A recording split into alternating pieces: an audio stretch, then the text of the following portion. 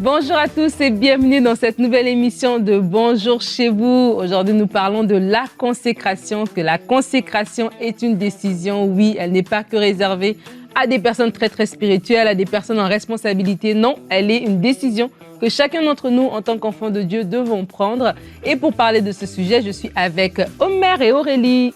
Bonjour, hello Aurélie, hello Omer, vous allez bien? Bonjour. Oui. Prêt. Prêt, super. Disposé. Parfait. Feu. Super, c'est bien. Vas-y. C'est tant mieux que tu sois en feu parce que c'est toi qui fais le conseil du coach aujourd'hui. Ah bon? Oui. Ah, j'ai hâte. Et tu vas parler de quoi?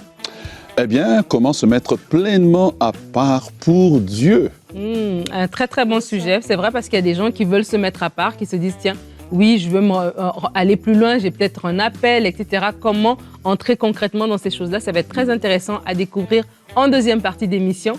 Mais pour l'instant, on va commencer avec Aurélie dans la pensée du jour.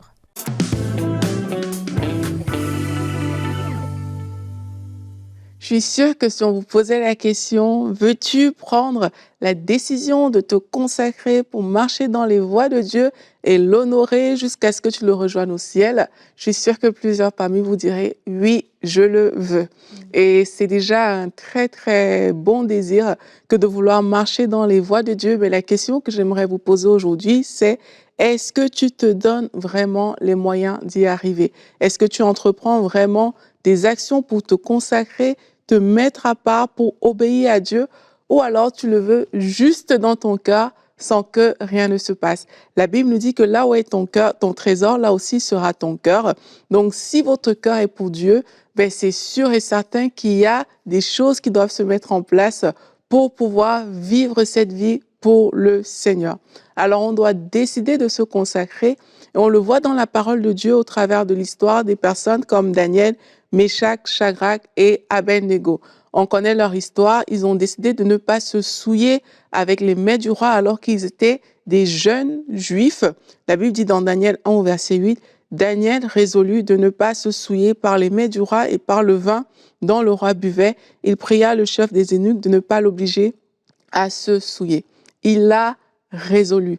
Et dans cette histoire, c'était des jeunes juifs esclaves, c'était pas des pasteurs, c'était pas des personnes qui avaient un certain niveau, c'était vraiment des personnes simples, mais ces personnes ont pris une résolution. Et nous aussi, en tant qu'enfants de Dieu, il y a des résolutions qu'on doit prendre. Leur résolution, c'était de ne pas se souiller. Et pour ça, pour répondre à cette résolution, ils ont osé affronter un supérieur. Ils ont osé faire une proposition au chef des eunuques. Et ils ont également désiré être éprouvés, si on peut dire ça comme ça, pendant 10 jours, où, contrairement aux autres, ils n'allaient manger que des fruits et des légumes. Donc, quand c'est une vraie résolution, on voit qu'on travaille pour cette chose-là. On ne s'arrête pas au premier obstacle parce que eux, ils auraient pu s'arrêter que bon, nous, on n'a pas le choix. Là, c'est le chef des eunuques qui a parlé, on s'incline, mais ils ne se sont pas arrêtés aux obstacles. Quand c'est une résolution, on persévère, on établit dans notre vie que ce sera ainsi. Ce n'est pas une discussion avec un frère, une sœur, c'est une décision. C'est comme ça que ça va se passer. Alors toi qui nous écoutes aujourd'hui, est-ce que c'est vraiment une décision que de te consacrer que tu as pris?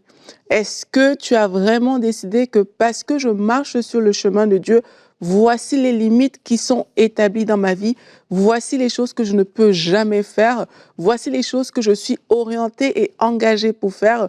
Ou alors est-ce que c'est juste rester sur ta bouche?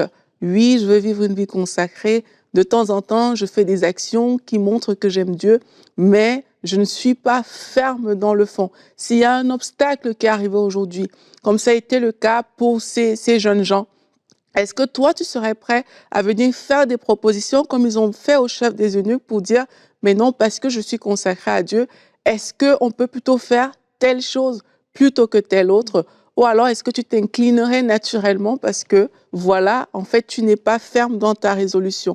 Mais si vous écoutez ces paroles et que vous réalisez que peut-être vous n'êtes pas ferme dans votre résolution, il n'est pas trop tard. Tu peux commencer à travailler ces choses dès aujourd'hui. Tu peux te consacrer comment? En méditant la parole de Dieu, en décidant de passer du temps avec Dieu, prier Dieu, oser t'affirmer devant les personnes qui sont un frein pour ta relation avec Dieu, te débarrasser de certaines choses qui ne glorifient pas le Seigneur. Dis à tes amis, je ne veux pas faire cette chose parce que demain j'ai église. Je sais qu'il y a quelqu'un qui doit le dire. Tes amis peuvent se moquer de toi, mais sache que tu es différent. Paul pouvait dire à Timothée, toi, sois un modèle pour les fidèles en parole, en conduite, en amour, sois un exemple. Un exemple, c'est la personne qui a décidé de se consacrer là où les autres feront des choses. Toi, tu ne les feras pas parce que tu es consacré au Seigneur. Amen, amen. Merci Aurélie pour ta pensée. Et tu parles de Paul et de Timothée. On va lire ensemble notre verset du jour qui se trouve dans 2 Timothée 2 au verset 21. La Bible dit, « Si donc quelqu'un se purifie de ces choses, il sera un vase d'usage noble, saint, utile à son maître, prêt pour toute bonne œuvre. » Et on a choisi ce verset en verset du jour pour cette émission alors qu'on parle de la consécration, parce que la consécration, on parle de la consécration en termes de décision et le fait qu'il y aura des choses qui vont découler de notre décision de se consacrer. Tu as donné l'exemple des 3 amis de Daniel. Il y a une décision, il y a vraiment quelque chose qui se découle en fait. Et c'est important de comprendre que alors qu'on va aller plus loin, peut-être qu'il y a des choses qui ont été des appels qui sont sur votre vie, peut-être qu'il y a quelque chose que Dieu veut que vous fassiez. Il y a un type de consécration que vous devrez faire et c'est une décision personnelle. La consécration est personnelle et c'est pas de regarder à l'autre, ah ben lui il le fait pas, pourquoi moi aussi je vais le faire? Si Dieu vous a appelé à aller plus loin, à vous mettre à part, d'une certaine manière, oui, il y a la consécration générale, on doit être saint et se sanctifier, etc. Mais je parle vraiment des décisions, des fois il y a des moments où on arrive à certains carrefours et on sent que pour aller plus loin, il y a une décision à prendre. Moi, je me rappelle, il y a quelques années, je me lève un matin comme ça et j'entends dans mon esprit cette parole qui dit qu'on ne met pas du vin nouveau dans des vieilles outres. Et vraiment, à un moment donné, donc ça veut dire qu'il y avait encore des changements, des choses que je devais faire moi-même à appliquer pour que le Seigneur puisse déverser une nouvelle dimension, une nouvelle étape dans laquelle il voulait m'amener en fait. Et c'est important de réaliser cela parce que des fois, on peut s'empêcher d'aller plus loin dans notre consécration parce qu'on regarde les gens à côté puis on se dit... C'est vrai. C'est tellement vrai, c'est que on est un peu dans une société où on se justifie par rapport à autrui. Et du coup, voilà, parce que tel l'a fait, mais pourquoi moi je pourrais pas le faire? Et on parle tellement de liberté sans réaliser que notre liberté, en fait, le cadre de ta liberté, c'est l'appel que tu as reçu du Seigneur. Tu es libre, oui, mais tu es libre dans ce cadre-là.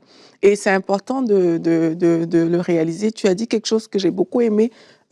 Si on veut aller plus loin avec Dieu, si on veut remplir notre mission sur la terre, mais il va falloir se consacrer à Dieu parce que c'est lui qui l'a formé. Et je pensais à Joseph, tu vois que dans toutes les étapes de sa vie, qui n'étaient pas des étapes très favorables, hein, la consécration qu'il avait pour Dieu l'a gardé. Et l'ennemi est là, hein. On vit quand même dans un monde où il est présent. Et quand, par exemple, la femme de Potiphar vient pour demander à Joseph de coucher avec elle, en fait, oui, Joseph était beau, mais il n'y a pas que ça. C'est que l'ennemi veut aussi avoir une porte d'entrée dans la vie de Joseph, tout simplement. Mais si Joseph n'était pas consacré, mais la porte aurait été grande ouverte à l'ennemi parce que personne n'était au courant, personne ne va le voir, c'est un petit secret entre toi, entre moi, et puis voilà. Donc la consécration, c'est ça, c'est aussi pouvoir, même qu'on est seul, qu'on est dans notre intimité, quand personne ne nous regarde, parce qu'on sait qu'on est entièrement à Dieu, on a décidé de le faire, mais il y a des choses que tu ne feras pas. C'est la conscience du Saint-Esprit, qu'il est là, il est bel et bien présent, et il est avec toi tout le temps. Cette conscience-là, ça aussi, c'est quand tu mènes une vie consacrée, que tu l'as en fait. Et c'est important de désirer développer ces choses.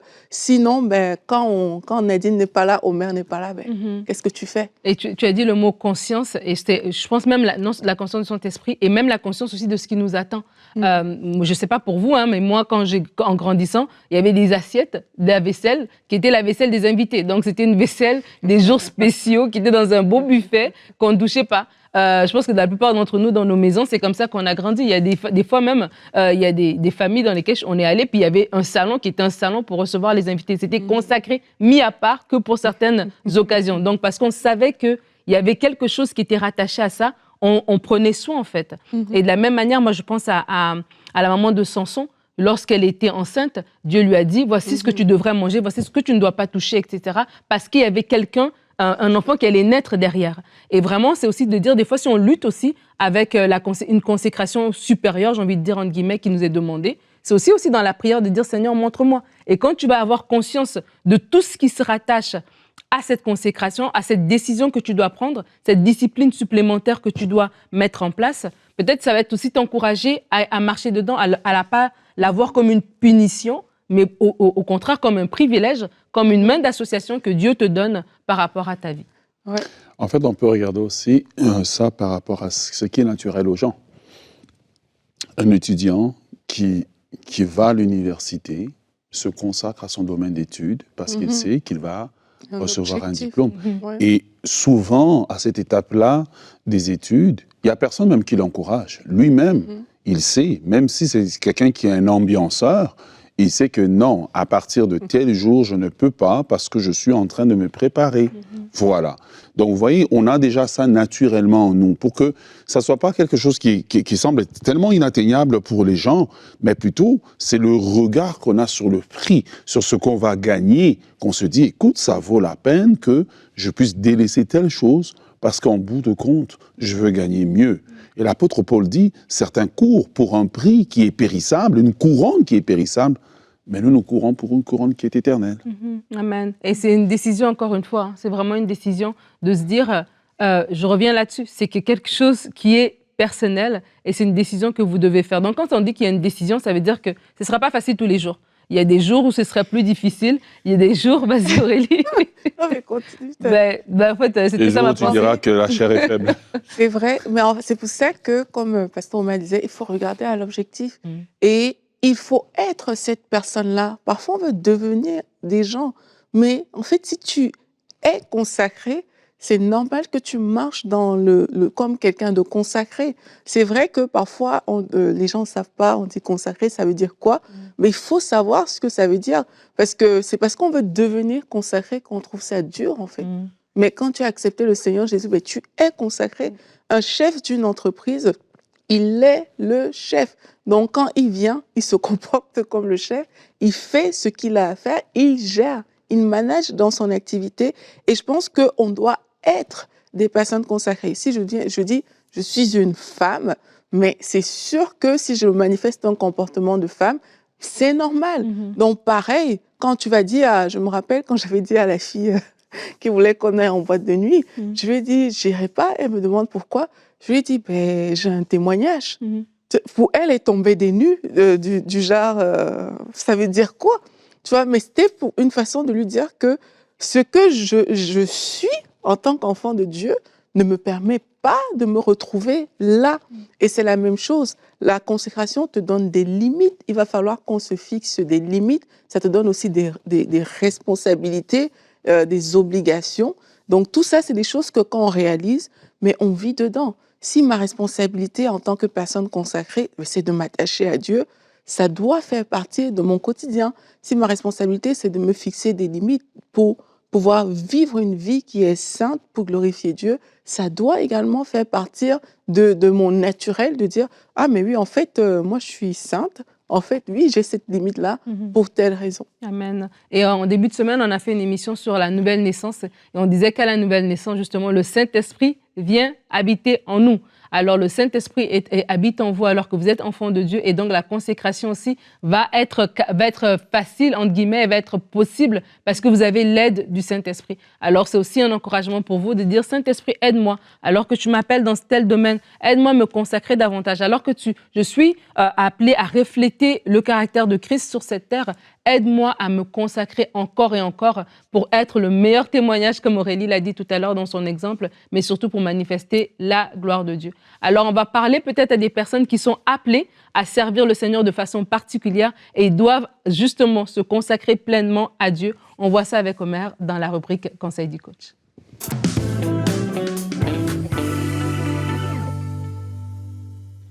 Alors, j'aimerais élargir en fait le répertoire, non seulement à ceux qui sont appelés de façon particulière, mais j'aimerais l'élargir en fait à tous ceux qui se disent enfants de Dieu et à tous ceux qui à un certain niveau ou un autre servent le Seigneur, parce que je crois que ce conseil du coach s'adresse à tout le monde qui veut servir Dieu, tout le monde qui sert Dieu.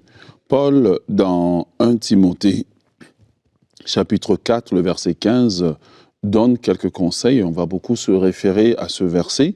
Il dit « Occupe-toi de ces choses, donne-toi tout entier à elles, afin que tes progrès soient évidents pour tous. » Il y a ce que Timothée est appelé à faire, il y a les résultats qu'il obtient, et il y a le regard que les autres vont lancer sur lui.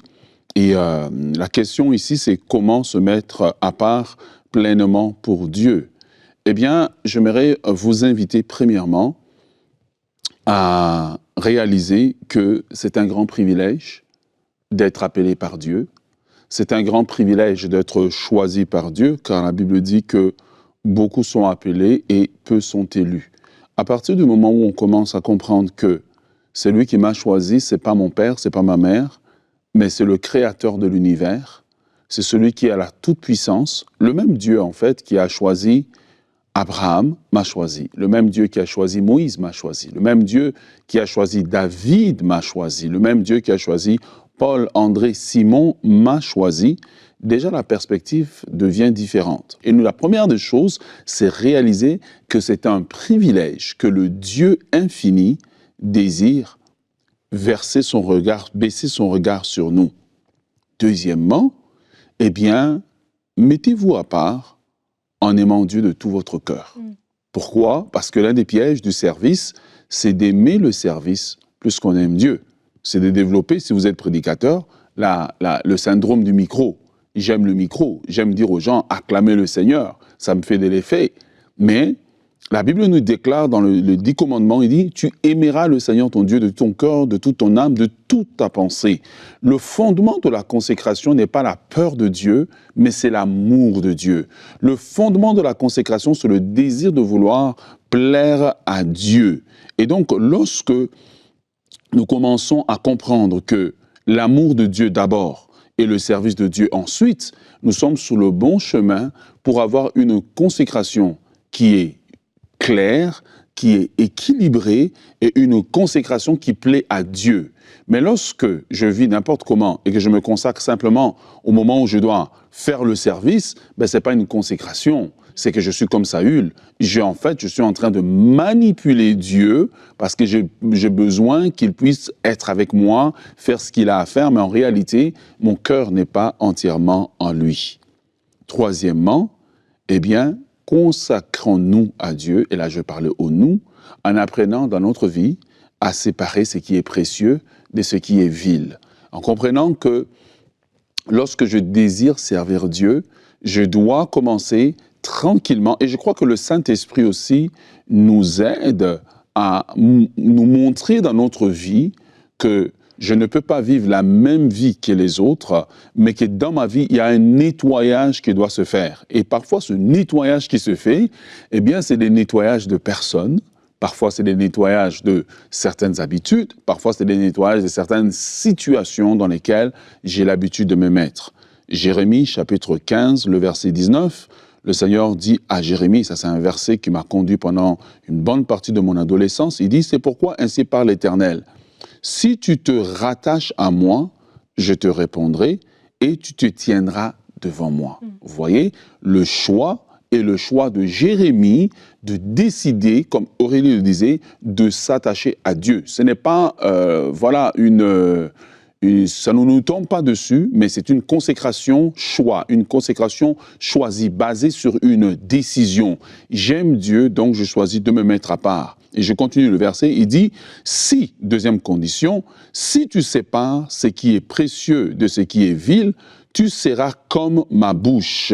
C'est à eux de revenir à toi, mais non à toi de retourner à eux. Et donc Dieu dit à Jérémie ici, c'est que dans sa vie, il doit y avoir une forme de séparation. Pourquoi? Au plus il est séparé, au plus il monte en puissance dans sa prédication, puisque lui était prédicateur, au plus il monte en puissance dans son service pour Dieu. Parce qu'on peut servir Dieu sans avoir manifesté cette puissance de Dieu qui est telle que juste ta présence est la présence de Dieu. Ta présence amène la guérison, ta présence amène la délivrance, et Dieu donne la clé à Jérémie. Il dit à Jérémie, ce n'est pas plus de jeûne et prière, mais c'est plus de séparation qui doit se faire dans ta vie. Et ça, c'est important. Un, se rattacher à Dieu, mais deuxièmement, faire un exercice conscient de se séparer. Parfois, c'est se séparer de certaines émissions de télé. Parfois, c'est se séparer dans certaines conversations. Parfois, c'est de se séparer de certaines personnes. Et c'est là que Dieu est en attente pour voir si on l'aime assez pour pouvoir faire cette séparation. Parce que généralement, même si Dieu commence le processus, c'est à nous d'achever le processus de séparation. Quatrièmement, eh bien, mettez-vous à part en vous donnant entièrement à l'œuvre de Dieu. Vous voyez, on peut pas servir Dieu à moitié. Et souvent, c'est la tendance des jeunes serviteurs, c'est de se dire, parce qu'en ce moment, à l'église, je fais le son, je fais le protocole. Tu sais, je vais servir en arrivant en retard, je vais servir... voilà, mais c'est quand je serai le pasteur, que j'aurai le micro en main, que je vais. Mais en réalité, c'est pas ce qui va arriver. En réalité, vous avez développé des mauvaises habitudes. Vous n'avez pas développé une mentalité et une qualité d'excellence dans le service de Dieu. Pourquoi? Parce que vous avez perdu de vue que c'est Dieu que vous servez et non un homme. Vous servez dans un esprit que, on va me voir, quand on va me voir, on va me recruter. Mais Dieu dit à David, je t'ai choisi derrière les brebis. Et donc, lorsqu'on comprend que en toute chose qu'on fait, c'est Dieu qu'on sert, automatiquement, on commence à servir avec excellence. On n'a pas une mentalité qui demande tout le temps, pour tout ce que je fais, il faut qu'on me dise merci, il faut qu'on me paye, il faut qu'on me voie, il faut qu'on me ceci. Non, mon cœur est de servir Dieu, car mon Père Céleste qui voit dans le secret ce que je fais pour lui saura me le récompenser. Paul donnera un autre conseil à Timothée en disant à Timothée, combat le bon combat. Qu'est-ce que cela veut dire? Se mettre entièrement pour Dieu, c'est apprendre à choisir les batailles de Dieu. Parfois, on est distrait. Et ça, c'est l'aspect vraiment de la consécration pour éviter la distraction. Parfois, on embrasse des batailles qui sont des batailles inutiles, des batailles que Dieu ne veut pas pour nous. On embrasse des batailles qui nous font perdre du temps. Paul dit à Timothée, fais attention aux discours oisifs, des généalogies qui font perdre du temps, voyez.